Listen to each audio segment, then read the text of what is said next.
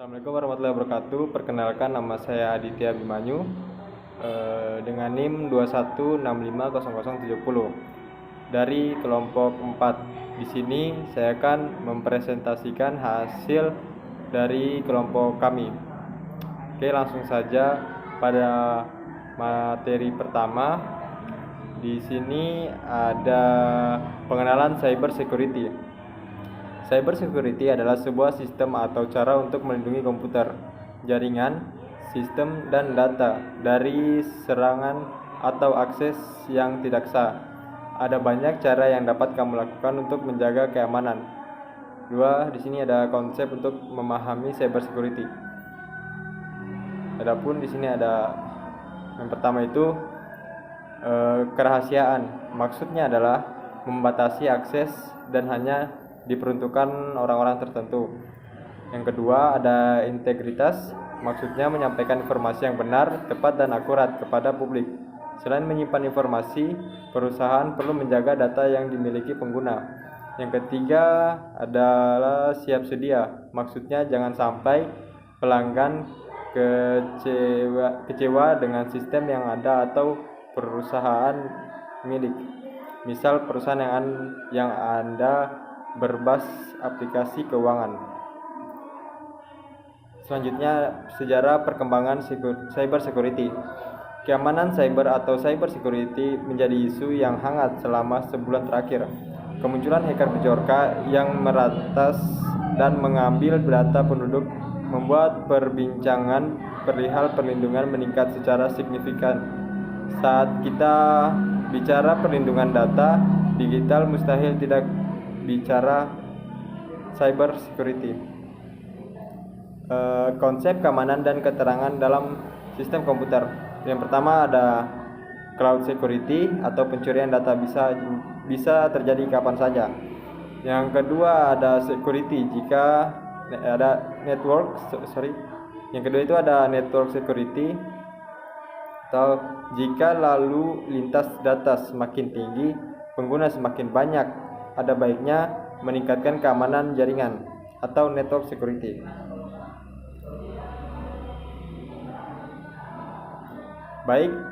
Materi selanjutnya akan dibawakan oleh teman saya. Langsung saja saya persilahkan untuk menjelaskan materi tersebut. Assalamualaikum warahmatullahi wabarakatuh. Perkenalkan, nama saya Asni Ardianti dengan NIM 21650067. Pada kesempatan ini saya akan menjelaskan tentang keamanan jaringan komputer. Keamanan jaringan komputer adalah sebuah sistem yang sangat penting untuk menjaga validitas dan integritas data serta menjamin ketersediaan layanan bagi penggunaan.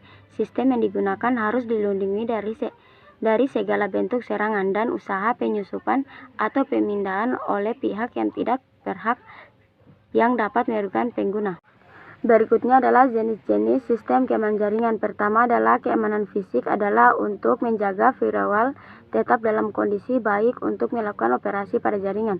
Kemudian keamanan jaringan menggunakan software atau perintah berupa firewall atau proxy untuk memfilter user yang menggunakan jaringan. Kemudian otoritas akses pengguna, password atau kata sandi untuk memastikan hanya user tertentu yang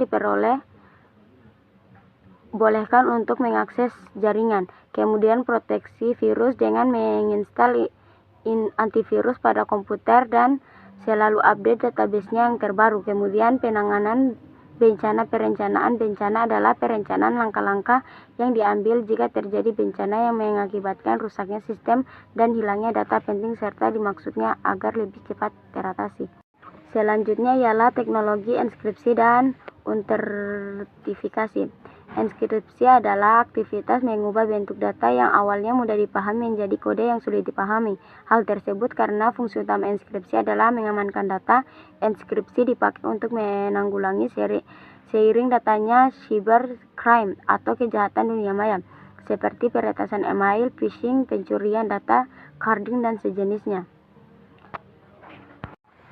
Lalu kemudian berikut adalah cara kerja dari skema atau cara kerja autentikasi. Selanjutnya, firewall. Firewall adalah sistem keamanan pada jaringan komputer atau tembok api berperan penting dalam sebuah PC, khususnya yang berprofesi Windows, di mana perangkat ini mampu mencegah masuknya hal-hal berbahaya ke komputer seperti virus dan malware. Secara garis besar, cara kerja firewall adalah menyaring data atau paket, sehingga komputer dapat mengakses data yang tergolong aman dan menolak data yang bisa menyerang keamanan komputer. Selanjutnya yaitu DDoS attack. Distributed Denial of Service atau DDoS attack adalah serangan cyber yang dilakukan dengan cara mengirim fake traffic pada suatu server atau sistem secara terus-menerus sehingga server tidak mampu mengatur semua traffic dan menyebabkan server atau sistem tersebut down. Lalu kemudian di bawah ini adalah serangan HTDocs. Perkenalkan, nama saya Wode Ulfafidarni, NIM 216500076. Saya akan membahas sebab 3. Nah, yang pertama ada keamanan sistem operasi dan aplikasi. Istilah keamanan sistem operasi atau OS mengacu pada praktik dan tindakan yang dapat memastikan kerahasiaan, integritas, dan ketersediaan atau CEA, yaitu confidentiality, integrity, and availability dari sistem operasi. Tujuan keamanan sistem operasi atau OS adalah untuk melindungi OS dari berbagai ancaman, termasuk perangkat lunak berbahaya seperti worm, trojan, kesalahan konfigurasi, instruksi jarak jauh, dan virus lainnya. Selanjutnya yaitu ada prinsip dasar dari keamanan sistem operasi. Yang pertama ada confidentiality atau kerahasiaan. Dalam prinsip kerahasiaan, sebuah data hanya bisa diakses oleh orang yang memiliki hak dan informasi yang ada di dalamnya bersifat rahasia. Pihak yang tidak memiliki hak untuk mengakses tidak diperkenankan untuk memasuki atau membaca data yang ada di dalamnya. Yang kedua ada integrity atau integritas. Integritas yang dimaksud dalam keamanan jaringan adalah integritas data, di mana data yang ada dalam sebuah sistem informasi yang terhubung dalam sebuah jaringan hanya bisa diubah oleh pihak yang memiliki wewenang yang legal saja. Nah, yang selanjutnya itu ada availability atau ketersediaan. Availability masuk dalam prinsip keamanan jaringan karena sebuah data yang informasinya yang disimpan dalam server harus dapat diakses kapan saja dan di mana saja oleh pemiliknya. Data harus selalu dapat diakses saat dibutuhkan, dan jika data tidak dapat diakses, maka telah terjadi gangguan keamanan yang mengakibatkan seseorang pemilik data tidak bisa mengakses data miliknya sendiri. Nah, yang selanjutnya ada authentication atau autentikasi. Dengan autentikasi, sebuah sistem akan mengenali apakah pengakses adalah orang-orang yang memiliki akses masuk atau tidak tersebut. Nah, selanjutnya itu akses kontrol. Akses kontrol ini dia akan memberikan akses kepada setiap orang yang memiliki hak, dan mereka memiliki akses yang berbeda-beda sesuai dengan urusannya. Nah, selanjutnya adalah malware dan teknik deteksi. Malware adalah perangkat lunak yang diciptakan untuk menyusup atau merusak sistem komputer, server, atau jaringan komputer tanpa izin atau informed consent dari pemilik. Malware bisa menyebabkan kerusakan pada sistem komputer dan memungkinkan juga terjadinya pencurian data atau informasi. Hal yang pada umumnya menjadi penyebab malware adalah mengunduh perangkat lunak atau software ilegal yang mungkin disisipkan sebuah malware. Terdapat beberapa jenis malware yaitu seperti virus, worm, trojan horse, sebagian besar rootkit, spyware, adware, serta software lain yang berbahaya dan tidak diinginkan oleh pengguna perangkat komputer. Baik, assalamualaikum warahmatullahi wabarakatuh. Perkenalkan, nama saya Lawade Muhammad Wahyu Wardana dengan NIM 216500069. Di sini saya akan menjelaskan bagian-bagian dari tugas kelompok yang telah diberikan dan saya mendapatkan bagian pada kelompok ini yaitu bab 4 tema yaitu bab 4. Baik, yang pertama dia ada keamanan data dan privasi. Keamanan data dan privasi merupakan aspek penting dalam lingkungan digital modern di mana data ini menjadi salah satu sumber informasi yang terbesar yang dapat diakses dan digunakan oleh banyak pihak. Bagian ini akan membahas konsep keamanan data dan privasi, peran kriptografi dan teknik enkripsi dalam melindungi data, serta pentingnya proteksi data saat transaksi penyimpanan. Selain itu, akan dipaparkan praktik pengelolaan kunci yang aman untuk memastikan data tetap terlindungi dengan baik. Selanjutnya kita ke B, konsep dari keamanan data dan privasi. Keamanan data berkaitan dengan upaya melindungi dari akses privasi di sisi lain menyangkut hak individu untuk memiliki kontrol atas informasi pribadi mereka. Dalam konteks keamanan data dan privasi, beberapa konsep penting yang harus dipahami adalah yang pertama, kerahasiaan atau confidentiality. Dia menjamin bahwa data hanya dapat diakses oleh pihak yang berwenang dan tidak dapat diakses oleh pihak yang tidak berwenang. Yang kedua, integritas atau integrity. Dia memastikan bahwa data tidak mengalami perubahan yang tidak sah, baik disengaja maupun tidak disengaja, selama proses penyimpanan dan pengiriman. Dan yang ketiga, ketersediaan atau availability. Dia menjamin bahwa data selalu dapat diakses oleh pihak yang berwenang ketika diperlukan. Masuk ke C, kriptografi dan teknik enkripsi. Kriptografi adalah ilmu dan seni untuk melindungi informasi dengan mengubah teks biasa atau plain text menjadi bentuk yang tidak dapat dimengerti atau ciphertext melalui teknik enkripsi. Teknik enkripsi memainkan peran kunci dalam mengamankan data dan privasi. Beberapa di antaranya adalah: pertama, enkripsi simetris menggunakan kunci yang sama untuk melakukan enkripsi dan dekripsi data. Masalah utama dalam skema ini adalah distribusi kunci dengan aman. Dan yang kedua, enkripsi asimetris menggunakan pasangan kunci, yaitu kunci publik dan kunci privat. Kunci publik ini digunakan untuk enkripsi, sedangkan kunci privat sendiri digunakan untuk dekripsi. Yang terakhir, ketiga, hashing. Dia menggunakan fungsi hash untuk mengubah data menjadi nilai hash yang tetap panjang. Hashing digunakan untuk memastikan integritas data. Kita masuk ke D, proteksi data saat transit dan penyimpanan. Selama data berpindah melalui jaringan transit atau disimpan dalam media penyimpanan data address, resiko keamanan dapat meningkat. Beberapa praktik untuk melindungi data saat transit dan penyimpanan itu: pertama adalah protokol keamanan, menggunakan protokol komunikasi yang aman seperti HTTPS untuk mengenkripsi data saat transit. Dan yang kedua adalah firewall, memasang firewall untuk mengawasi lalu lintas jaringan dan mencegah akses yang tidak sah. Yang ketiga, penyandian atau encoding, mengubah data menjadi format tertentu sebelum disimpan sehingga hanya orang berwenang yang dapat membaca data tersebut. Dan yang keempat, backup data, melakukan cadangan data secara teratur untuk menghindari kehilangan data akibat kejadian tak terduga. Assalamualaikum warahmatullahi wabarakatuh. Perkenalkan, nama saya Raul Hadi Prayitno dengan NIM 216500068 kelas B. Di sini saya akan menjelaskan tentang keamanan dalam cloud computing. Keamanan dan privasi dalam cloud computing seperti pada pengolahan dan penyimpanan data tergantung pada jaringan internet. Hal ini semestinya memudahkan Anda untuk mengakses hingga memantau penggunaan data-data di dalam sistem. Sayangnya, jaringan internet pula menjadi gerbang para pelaku kejahatan cyber untuk melakukan perusakan cloud computing. Dari sinilah aksi pencurian dan penyalahgunaan data muncul.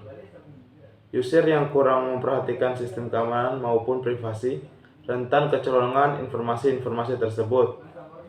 Kurangnya tingkat literasi digital juga berkontribusi pada rendahnya pemahaman masyarakat terhadap pemanfaatan teknologi yang tidak bertanggung jawab. Konsep dasar cloud computing. Cloud computing adalah teknologi yang mengolah sumber daya komputasi lewat jaringan internet sehingga dapat menghubungkan antara komputer satu dengan yang lain. Apabila dilihat dari istilahnya sendiri, cloud computing artinya komputasi awan.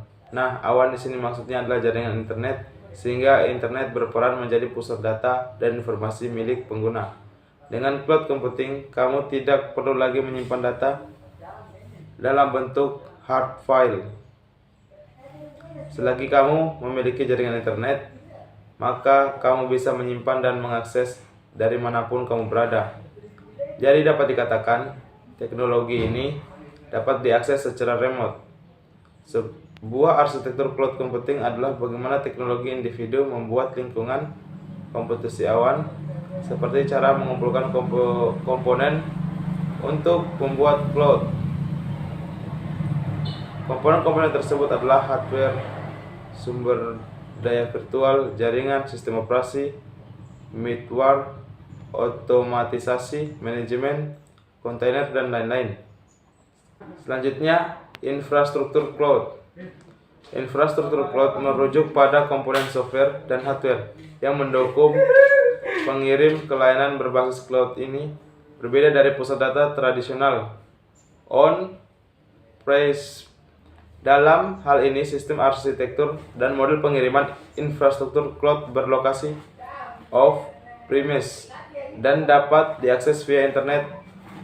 Sumber daya hardware divirtualisasi sehingga bisa memaskalakan sharing dan mengirim sumber daya kepada para pengguna yang berlokasi di lokasi geografis yang berbeda. Penyedia cloud bisa menjual fungsionalitas komputasi sebagai layanan kepada pengguna yang tidak dimiliki dan mengoperasikan infrastruktur IT dengan cara yang sama seperti pusat data on-site mereka. Selanjutnya, proteksi data cloud. Setelah memastikan sistem keamanan, sekarang kita beralih pada perlindungan privasi data. Walaupun sebagian data dapat diakses secara leluasa, bukan berarti tata cara penyimpanannya diabaikan. Keamanan serta privasi di dalam cloud computing tetap harus memprioritaskan proteksi pada data-data yang dikelola, agar user tak memakai sembarangan dalam menyimpan cloud. Data biasanya akan didistribusikan ke sejumlah perangkat seperti komputer, server, dan smartphone. Pada proses inilah privasi data rentan jebol sehingga membutuhkan proteksi yang optimal. Seperti pada sistem keamanan, keterlibatan penyediaan jasa dari user mempengaruhi perlindungan data pada sistem cloud computing.